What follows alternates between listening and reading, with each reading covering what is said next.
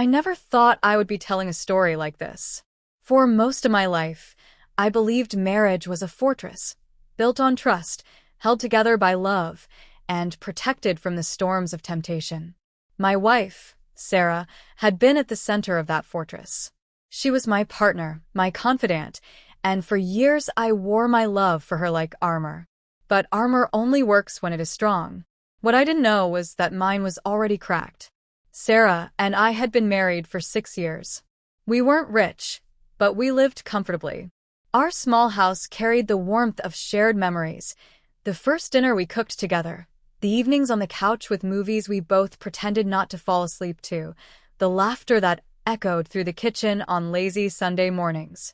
I thought we were ordinary in the best way possible, steady, reliable, safe. But slowly, without my noticing, the ground beneath us shifted. At first, it was subtle.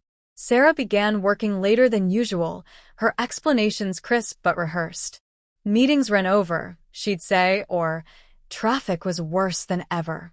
She started locking her phone, something she had never done before, and I told myself not to overthink it. Trust was the core of marriage, wasn't it? Distrust, I reminded myself, was poison. Yet, even poison has a scent.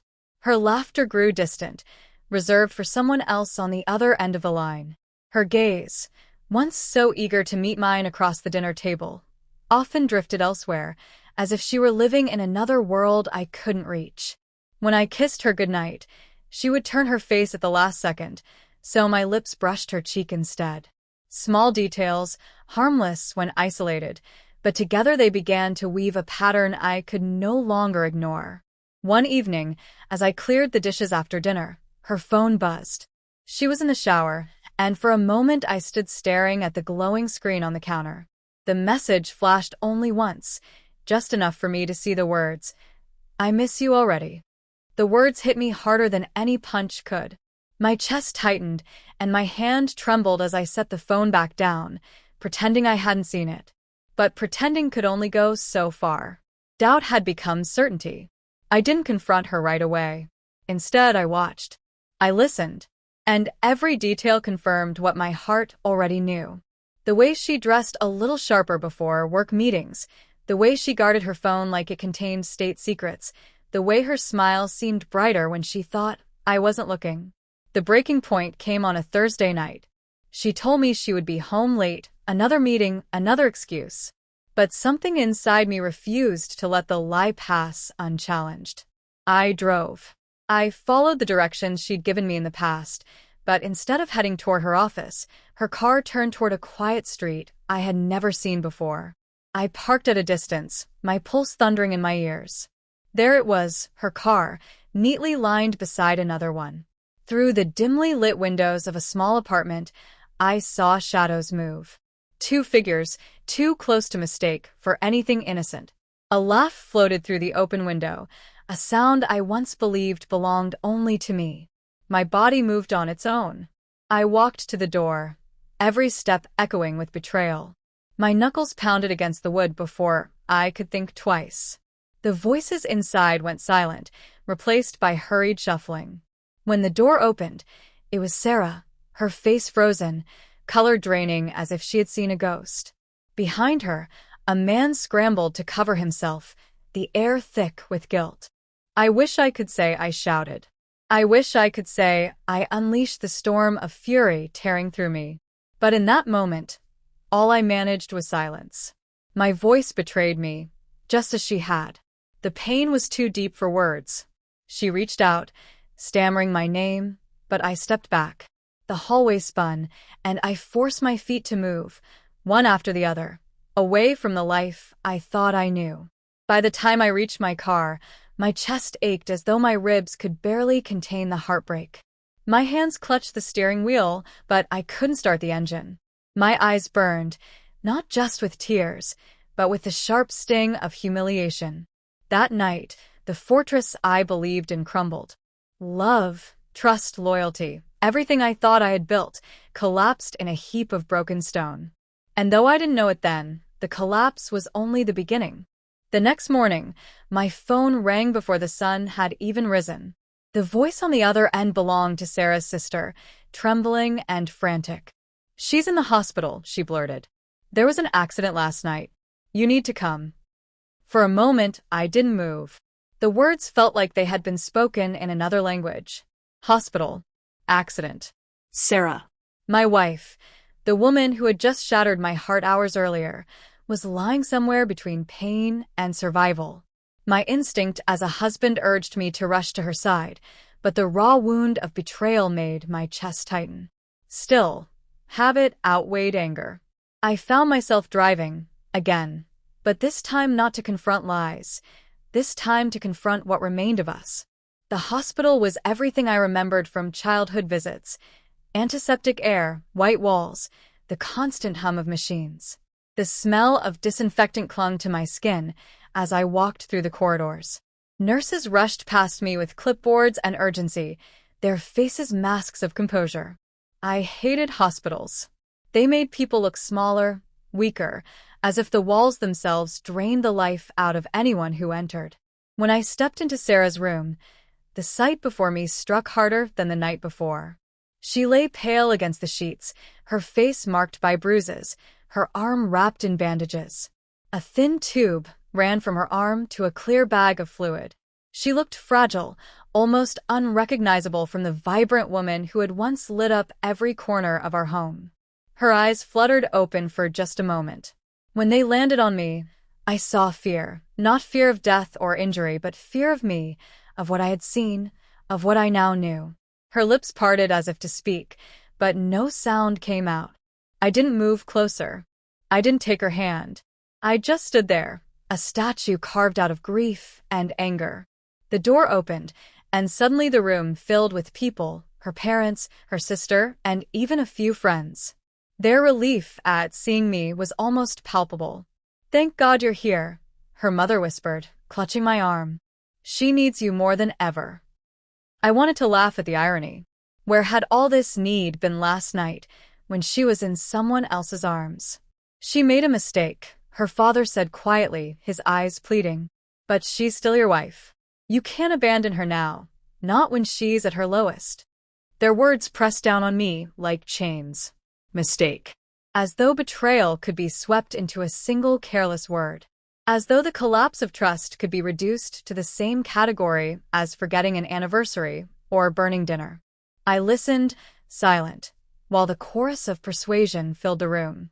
They spoke of forgiveness, of second chances, of the fragility of life and the cruelty of holding grudges. One by one, they painted pictures of reconciliation, each brushstroke dipped in guilt. They told me she regretted everything, that she had been lost, that now, after nearly losing her life, she had realized what truly mattered. But what about me? What about the man who had driven alone into the night, heart shattered, dignity crushed? No one asked what I had felt standing in that doorway, watching my marriage unravel in the arms of another man. No one asked whether my soul had survived the impact. To them, my pain was secondary, an obstacle to the happy ending they wanted to script. As they spoke, my eyes wandered to Sarah. Her chest rose and fell with the steady rhythm of the machine beside her bed. She looked so small, so weak, so human. A part of me wanted to sit by her side, to brush the hair from her forehead, to tell her I was still there. That part of me, the husband who once adored her, still existed, even under the rubble of betrayal. But another part, the part scorched by her choices, refused to let me move. I excused myself and stepped into the hallway, their voices still echoing in my ears. My footsteps carried me to an empty waiting room where the only sound was the buzz of fluorescent lights. I sat there, head in my hands, torn between the compassion of my heart and the dignity of my soul. The weight of the night before crushed me again. Every memory of our laughter felt poisoned, every tender moment soured. And yet, the thought of walking away from her now, broken and bruised in a hospital bed, felt like cruelty I wasn't sure I could live with. I stayed in that waiting room until the sun began to rise, painting streaks of light across the sterile floor tiles. Somewhere down the hall, Sarah lay waiting for my decision, for my forgiveness, for a chance I wasn't sure I could give. When I finally stood, the only thing certain was that silence would not be enough forever. At some point, I would have to speak. At some point, I would have to choose. But not yet. Not today. That night, I didn't sleep. The hospital bed beside Sarah's wasn't mine to claim, so I returned home, if you could still call it home. The silence inside those walls pressed harder than any words her family had thrown at me. The rooms felt empty, stripped of warmth, as though betrayal itself had swept through and stolen every ounce of comfort. I sat at the kitchen table where we had once shared meals, staring at the chair opposite mine. It felt like a grave marker for everything I thought I knew. My mind played a cruel game, replaying memories on an endless loop. Our wedding day. Her smile when she whispered, "I do." The vacations where we took pictures with arms wrapped tight around each other. The late nights where she would fall asleep on my chest, trusting me to hold her safe. And then the image would flicker, replaced by that apartment, by the man in the shadows, by her startled face when the door swung open. My stomach knotted. Love and disgust warred inside me, and I hated how both could exist at once. I poured myself a glass of water, hoping it would calm me. Instead, my reflection in the kitchen window caught me off guard. My eyes looked older, as if years had passed in a single day. The man staring back at me wasn't just betrayed, he was lost. Forgiveness. That was the word everyone had thrown at me. A word as heavy as stone. Could I forgive her? Did she deserve it? Did I even want to? I asked myself these questions over and over, and each time the answers shifted like sand in a storm. What they didn't seem to understand was that betrayal isn't just an act, it's an earthquake. It doesn't only destroy the moment it happens, it shakes the foundation of everything built before it. Even if you rebuild, the cracks remain, reminders of what once collapsed. I stood and wandered through the house. In our bedroom, her perfume still lingered faintly on the dresser. I opened a drawer and found the photo album we had made together after our first year of marriage. Smiling faces, beach sunsets, laughter frozen in time. I traced a finger across the images, and a single thought struck me: how fragile humans are. One choice, one mistake, and everything that seemed eternal can vanish. But maybe fragility wasn't the end of the story. Maybe the true strength of being human was not in preventing pain, but in surviving it. To endure betrayal and still rise. Wasn't that what defined resilience? I thought of my father, a man who lived by quiet wisdom. Years ago, he had told me, "Son, life will break you in ways you can't imagine. But your worth isn't in avoiding the break. It's in how you choose to stand afterward." Those words returned to me like a lantern in the dark. Standing didn't mean pretending nothing had happened. It didn't mean patching wounds with cheap forgiveness just to keep others comfortable. Standing meant honoring the pain, acknowledging it, and still finding the strength to move forward, on my own terms. The storm inside me began to shift. My anger was still there, but now it carried clarity. I realized I wasn't fighting against Sarah anymore. I was fighting for myself. For the man who deserved honesty, dignity, and respect. I sat back down, and for the first time since the betrayal, I let myself breathe deeply. My chest ached less, as if I had finally accepted that this pain would be part of me, but not the whole of me. Humans are not perfect creatures. We stumble, we betray, we hurt those we love. But we are also capable of extraordinary resilience. We can grieve and still choose strength. We can lose and still choose dignity. And in that choice lies something almost sacred. I didn't know yet what I would say to Sarah. I didn't know whether I would walk away for good or allow some form of forgiveness to bloom. But I knew one thing: whatever choice I made, it would be mine. Not hers, not her family's, not society's. Mine. I looked again at the photo album, at the smiles of two people who had once believed love was unbreakable. That belief was gone. But in its place, something new had emerged, a quiet resolve, a reminder that even broken hearts can stand tall. And in that moment, I understood. This was not the end of my story. This was the turning point. By the third day, I knew I couldn't hide behind silence anymore. Sarah was awake, fully conscious, and asking for me. Her sister's call carried a mixture of hope and pressure. "She wants to see you. Please, don't shut her out." I stood in the hospital hallway, the same sterile air filling my lungs, the same hum of machines whispering behind closed doors. But this time, I wasn't paralyzed. My steps were steady, deliberate. The battle inside me had already been fought. I wasn't here for her family or for appearances. I was here for myself. When I pushed open the door, Sarah turned her head. Her eyes met mine, and for a moment, silence filled the room. She looked smaller than ever, her face pale, her voice weak. "You came," she whispered. I nodded, pulling the chair beside her bed. The air between us felt heavy, thick with the ghosts of words unsaid. Her hand trembled as she reached for mine. "I'm so sorry," she said, tears welling. "I don't even know how to explain what I did. I was lost. I thought I needed something else. But I see now how wrong I was. You've always been the one. Please give me another chance. Don't let this be the end of us."